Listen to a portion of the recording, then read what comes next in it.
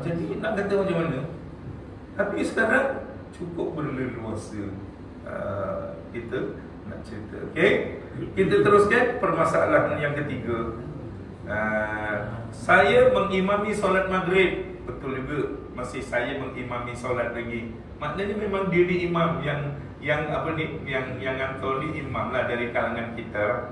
Okey, masa duduk tahiyat awal, saya merasakan sudah duduk rakaat ketiga dan perlu duduk tahiyat akhir.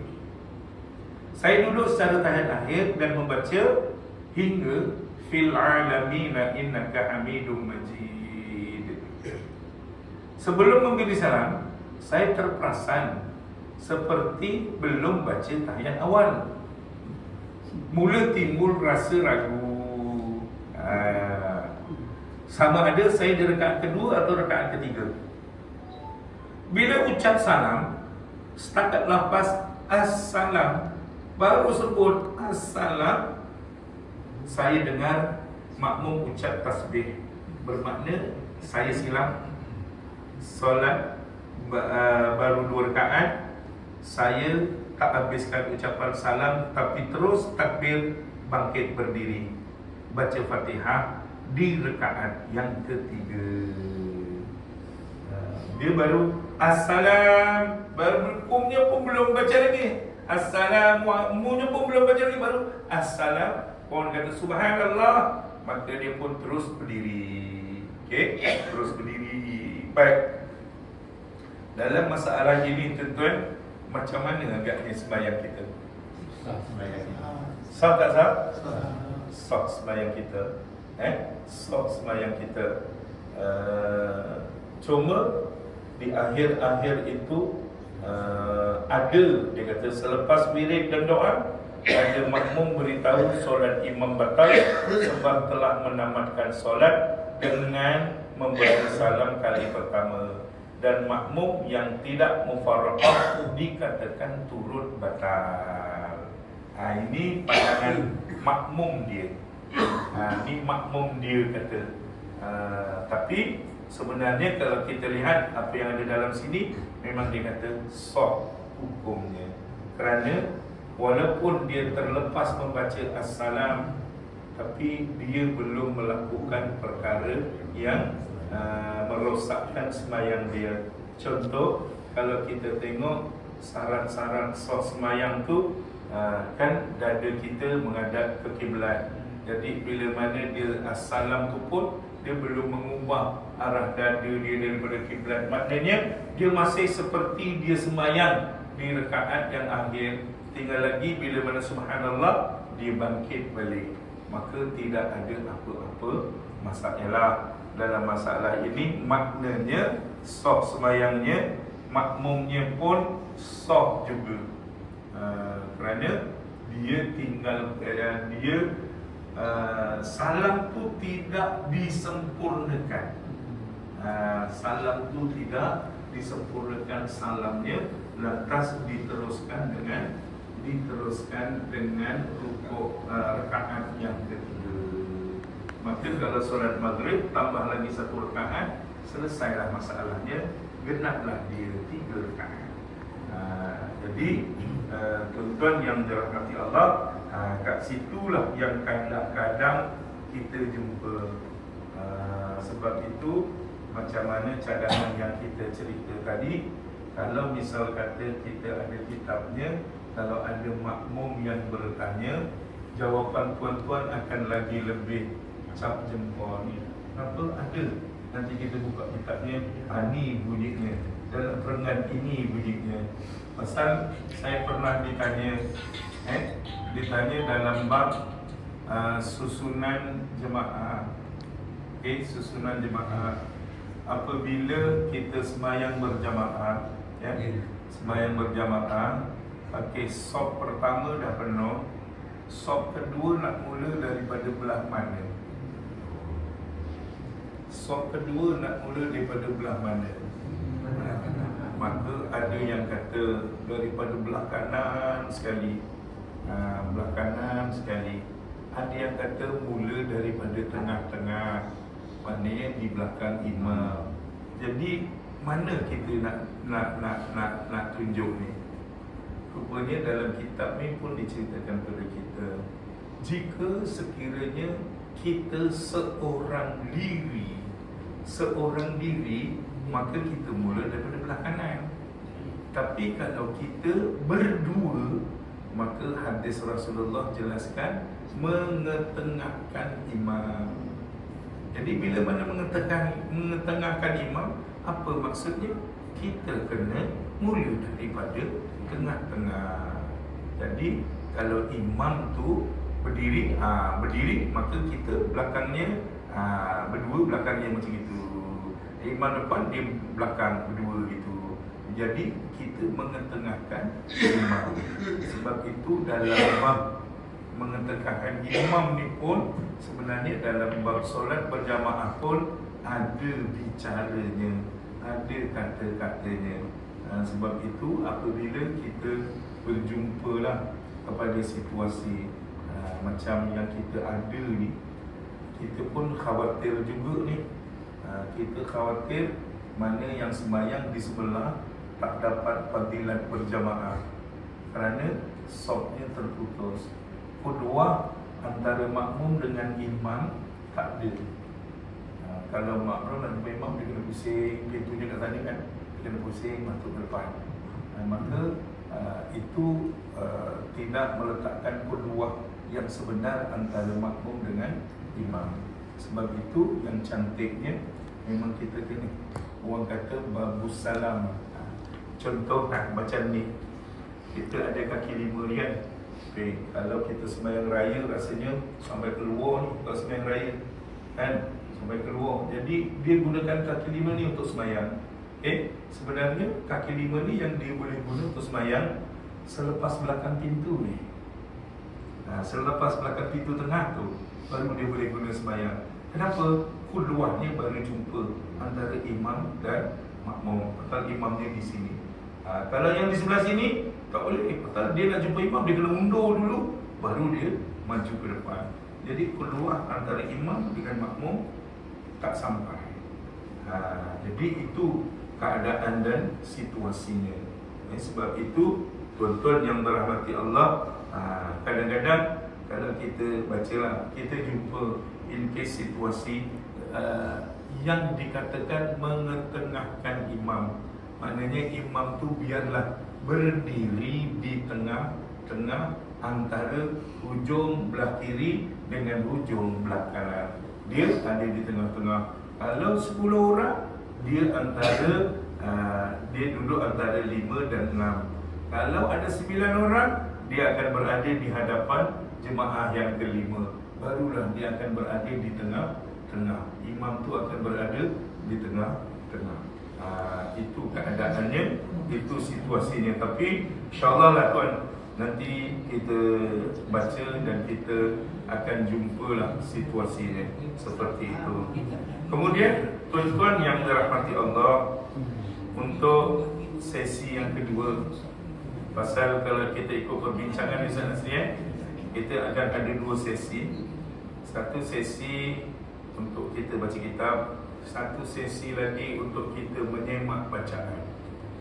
Untuk menyemak bacaan. Cuma itulah saya perlukan kerjasama daripada tuan-tuan. Apabila kita nyemak bacaan nanti, sama-samalah kita menyemak antara satu dengan lain. Jangan lari pula. Jangan pula dah tengok pukul 10.20, Ustaz saya nak ambil cucu sana. Nanti lama-lama habis makmumnya, imamnya, saya pun tak boleh nak cakap apa nanti. Cuma itu yang kita nak. Saya dah buatkan setnya, mula daripada rukun-rukun qauli dalam bacaan, dalam sembahyang, rukun-rukun qauli, rukun-rukun bacaan dalam sembahyang. Saya dah fotostatkan.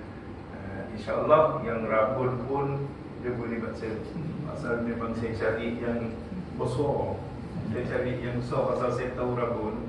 Tuan-tuan, kalau tuan-tuan pernah belikan buku untuk anak, untuk cucu, tajuknya Mari Sembahyang. Saya tak tahu lah dalam 4.5 ke gitu kat pasar Melayu dulu saya beli. Saya tak tahu dah habis berapa buku. Pasal hilang. Pasal saya beli hilang. Ni saya beli lagi baru. Saya beli lagi baru, saya ambil, saya cedok. Mana yang jadi rukun qauli saya dah siapkan, tinggal nak kena photostat. Nanti insyaAllah bulan akan datang kita akan guna untuk kita. Nanti saya akan bekalkan seorang satu-satu kita baca. Yang sunat-sunat kemudian kita ambil yang jadi rukun qauli.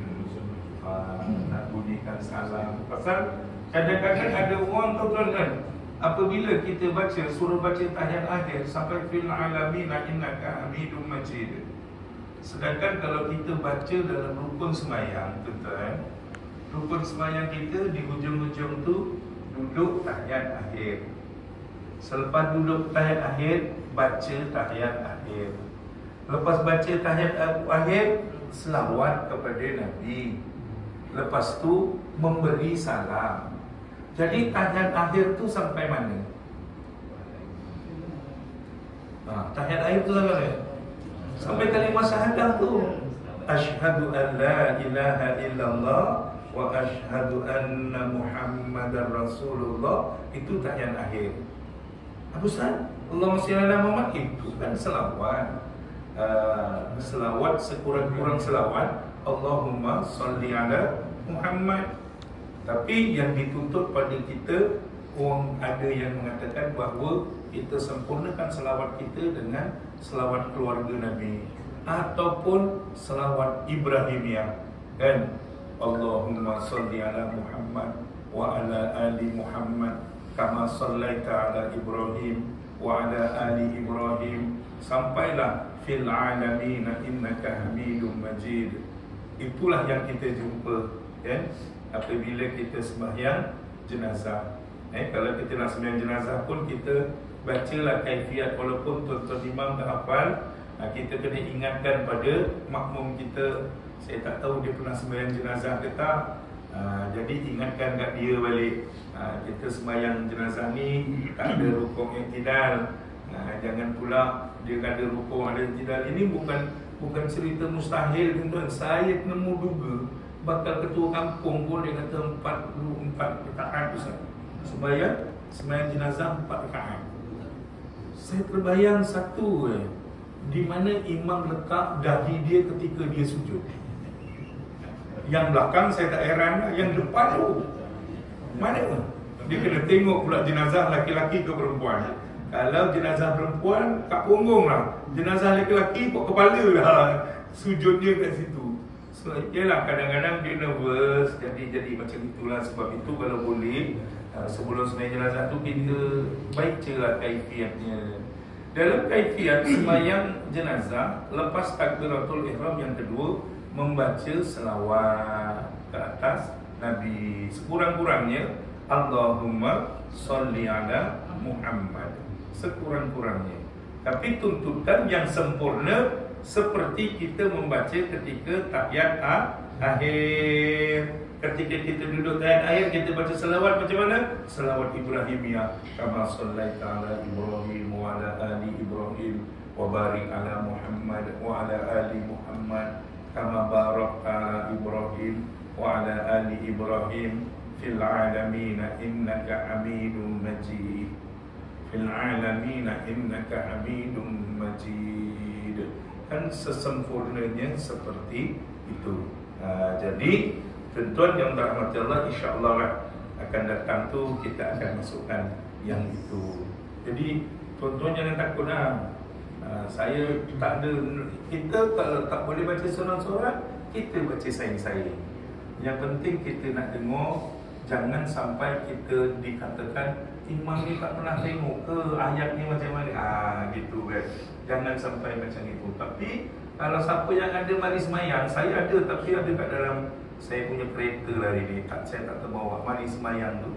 Saya ada baru beli lagi satu mari semayang tu. Saya suka tu pasal dia punya tulisannya besar. Kalau baca betul Al-Badrai, ya Allah ya Rabbi, kita baca idaman penuntut, dia punya tulisan sama dengan tulisan yang kita baca dalam perenggan yang lain. Macam itulah kecil, ya Allah. Saya kata Prabun balik bertaku ni. Dia macam itu kan. Jadi kalau besar tu senang. kita insya-Allah boleh baca, insya-Allah kita boleh kita mengenallah baris-baris yang sebelah mana, kat mana, kat atas ke, kat bawah ke, kat depan ke, atau pokok ada yang kat tepi kan barisnya. Jadi kita akan nampak dekat situ. Okey? Jadi mungkin sebelum apa-apa ni, kalau ada yang nak kita kongsikan, silakan. Masa kita buat majlis tahsin, saya minta lah, kadang-kadang ramai ke di antara imam-imam ni yang ada rasa kecil hati ataupun rasa pemalu, pemalunya lebih. Jadi contohlah, ketika saya membaca, saya ada kesilapan, jadi tuan boleh catatkan saja dulu, kemudian dah semua baca, kita buat ulasan. Contohnya daripada suratul Fatihah, Alhamdulillah. Jadi kalau saya baca Alhamdulillah, itu mana tuan-tuan tikkan saja. Lepas tu buat kesimpulan, last kali barulah tuan cakap, ini dalam bacaan kalau kita baca Alhamdulillah, itu segala kekecewaan bagi Allah Ta'ala jadinya. Jadi tuan boleh cakap macam tu. Kalau terus tegur, nanti yang lain rambut dah putih pun masih tak betul lagi. Terima kasih tuan. Okey, terima kasih. Sebenarnya sampai imam yang tak nak datang pasal dia rasa itulah kecil hati. Memang kita ni, konsep kita ni, orang Melayu ni memang mudah kecil hati. Nanti kan kalau kena 3 kali kecil hati, kali yang keempat habis dah hati tu. Dia kecil lama-lama habis hati. Habis hati dan perasaan, ustaz kena tumbuk lah. Dah hilang perasaan kan. Jadi tuan-tuan, betul, itu salah satu kaedah dan cara yang saya rasa yang sangat baiklah. Tapi sebenarnya kalau sebegitu, kita pencapaian kita masih kurang lagi sebenarnya. Yang bagusnya memang sama-sama membaca, seorang-seorang membaca, itu yang sangat baik. Tapi itulah, memang kita pun maklum dan kita pun kita akan jaga jugalah.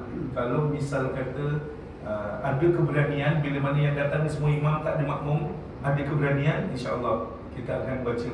Tapi kalau tak ada keberanian, tak apalah, kita akan tengok di mana biasa kesilapan itu berlaku.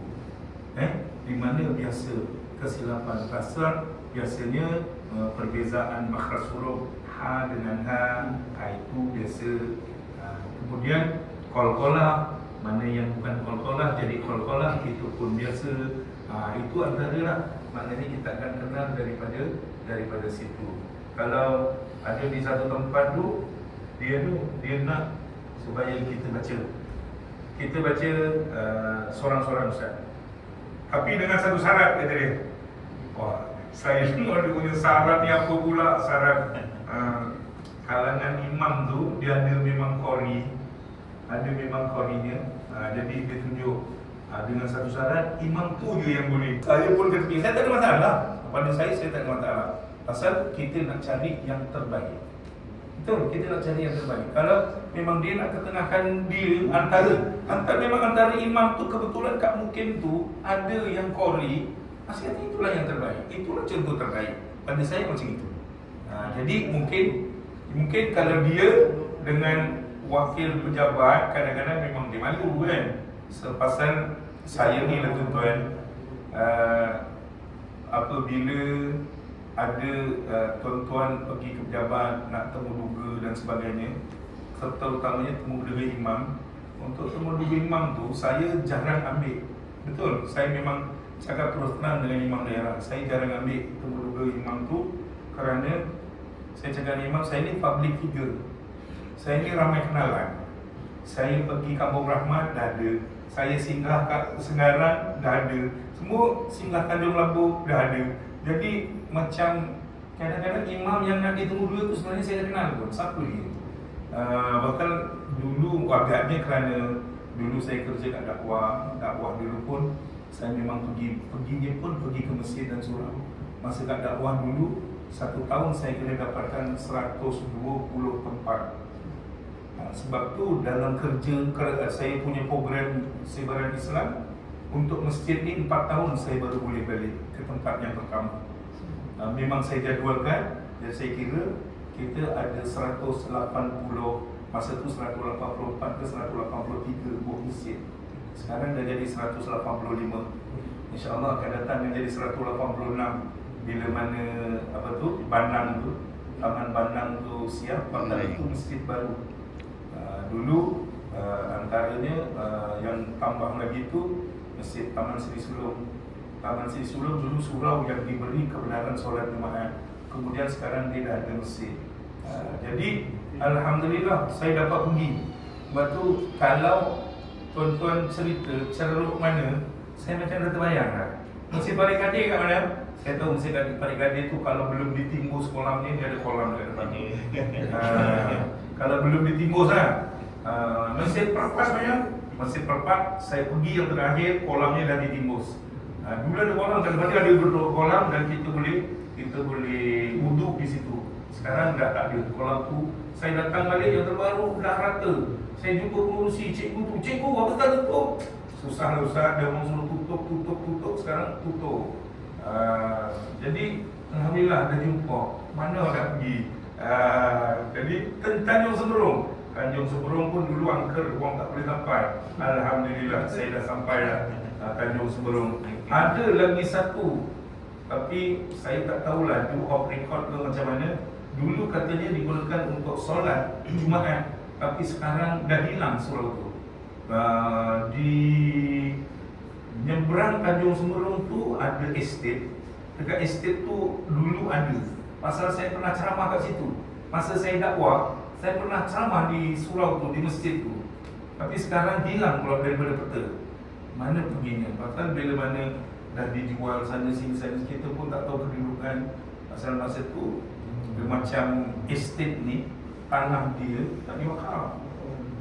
Sebab itu estate tu sepatutnya kita panggil dia musola dia, kita tak boleh bagi dia taraf macam itu. Sebab tu kita tak boleh nak detail. Macam juga surau-surau di sekolah. Surau di sekolah. Kalau di tempat kami surau tu kita tak takrif di surau, kita takrif dia sebagai musola saja. Pasal kalau dia takrif surau, kita akan tuntut supaya dia kena makmurkan. Sedangkan dia makmurkan zuhur asar je. Maghrib, isyak, subuh tak ada. Subuh tu kadang-kadang lah, kalau cikgu datang cepat, dia semayang lah kat situ kan. Satu ketika nanti subuh kita kan lewat kan, ada pukul 6 lebih, 6-5 minit baru masuk subuh kan. Masa tu cikgu-cikgu ramai dah semayang kat sekolah. Tapi kalau sekarang ni 5.40 dah masuk waktu subuh, semua semayang kat rumah. Jadi tuan-tuan yang dirahmati Allah, kita akan tengok keadaan berbalik kepada apa yang kita cerita nanti. Di mana kekuatan kita, Ustaz di mana kekuatan kita. Kalau kita boleh baca, kita akan baca. Tak boleh baca, kita baca ramai-ramai. Dan kita betulkan di mana biasa kesilapan-kesilapan bermula daripada rukun. Tak berhenti pada tempat dia. Bila mana tak berhenti pada tempat dia, makmum tak faham. Bila mana makmum tak faham, jadilah macam-macam. Itu kita nak kena jaga. Jadi insya-Allah akan datang kita di mana Ustaz? Di Masjid Tanjung Labu. Masjid Tanjung Labu. Di Masjid Tanjung Labu. Masjid Tanjung Labu tu tak payah buka aircon lah, buka kipas je okey kot. Sejuk sangat. Panas Ustaz. Panas. Jadi tuan-tuan, saya rasa ini yang dapat saya beri untuk hari ini. Saya belum buat kemaafan, seandainya apa yang saya katakan tidak dapat memenuhi cita rasa yang tuan-tuan inginkan. Itu kelemahan saya. Ribuan terima kasih atas perhatian. Dan insyaAllah kita bertemu di lain kesempatan. Al-Fatihah.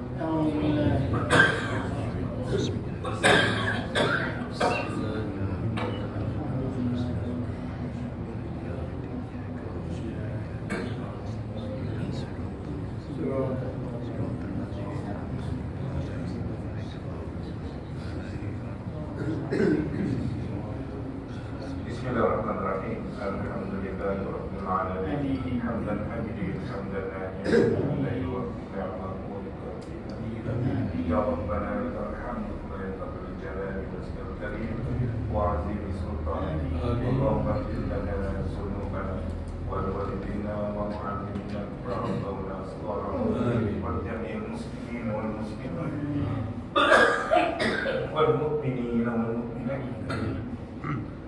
الأحياء والأموات اللهم أرنا الحق حقا وارزقنا اتباعه وأرنا الباطل باطلا وارزقنا اجتنابه اللهم اجعلنا جمعنا هذا جمعا مرحوما وتفرقنا من بعده تفرقا معصوما ربنا آتنا في الدنيا حسنة وفي الآخرة حسنة وقنا عذاب النار وصلى الله على سيدنا محمد وعلى آله وصحبه وسلم والحمد لله رب العالمين تقبل الله منكم منا ومنكم تقبل الكريم أقول قولي هذا أستغفر الله العظيم لي ولكم وبالله التوفيق والهداية والسلام عليكم warahmatullahi wabarakatuh. Okey, tuan-tuan dah dapat khutbah.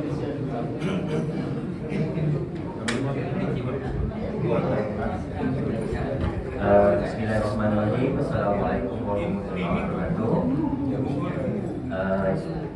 Yang pertamanya, andai kata ada imam ataupun ada orang-orang ke ataupun surat-menyurat yang nak dihantar ke pejabat, kalau nak balik daripada saya, boleh beli pada saya lah ya.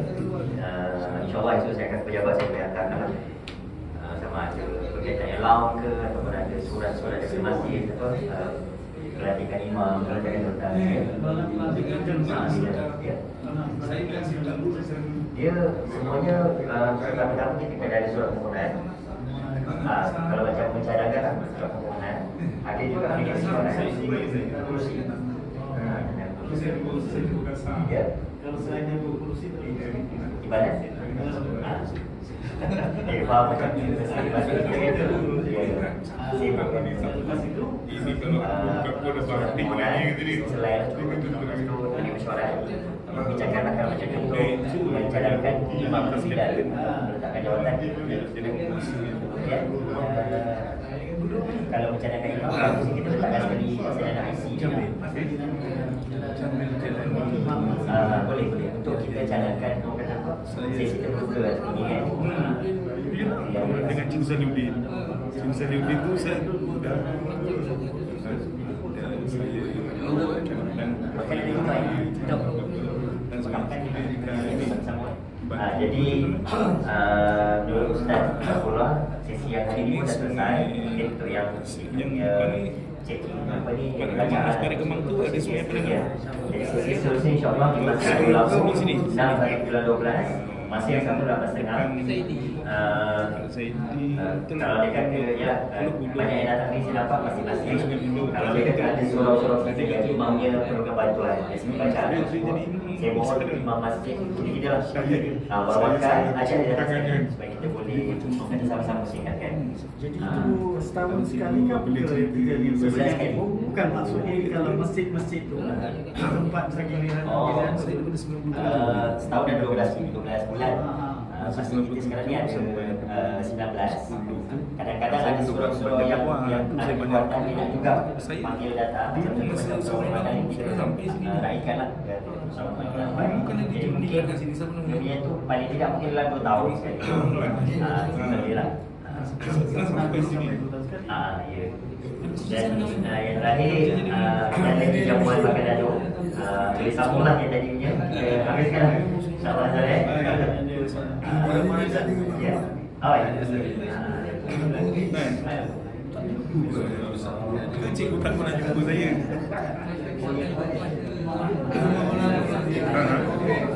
Yalah, saya memang alat tegur je lah saya kalau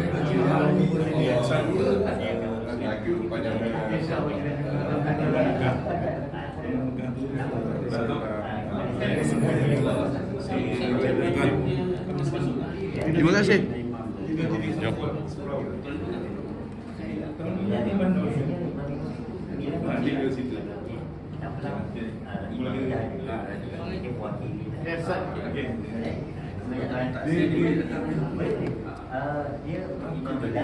saya tak sama sekali saya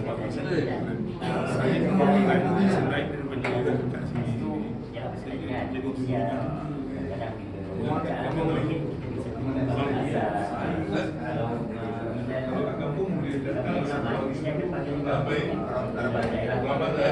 dia kena penuhkan apa? Tidak tahu ni. Ha? Oh ya.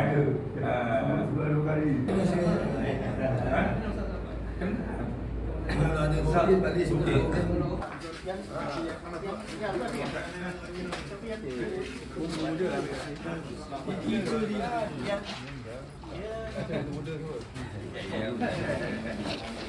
Jangan gap pula yang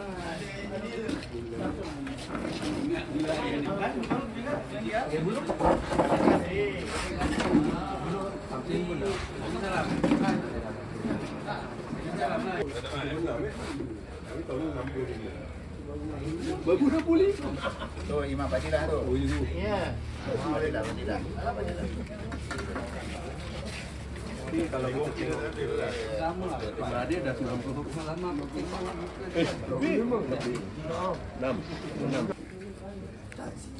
Dia ada tinggi ni gaya dan buang kepada permatan ya. Ha? Ya.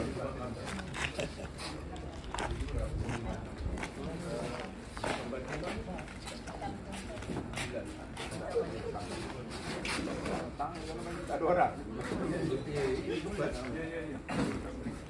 Model lah. Kami ini punya cara bulan depan dapat permatan Maria. Sebenarnya rezeki melimpah. Ya betul. Macam tak habis-habis sama ambil kan. Oh tidur dulu sini. Tidur. Tak. Aku kena pergi. Saya dah cakap dengan pengurusi. Oh. So pengurusi tak cakap Saya kena pergi yang pergi Jakim. Hari yang sama. Besok pagi 4 pagi bergerak. Ada sirap dia. Oh, bawah tu yang kalau hitam kan. Itu sirap dia dalam botol tu.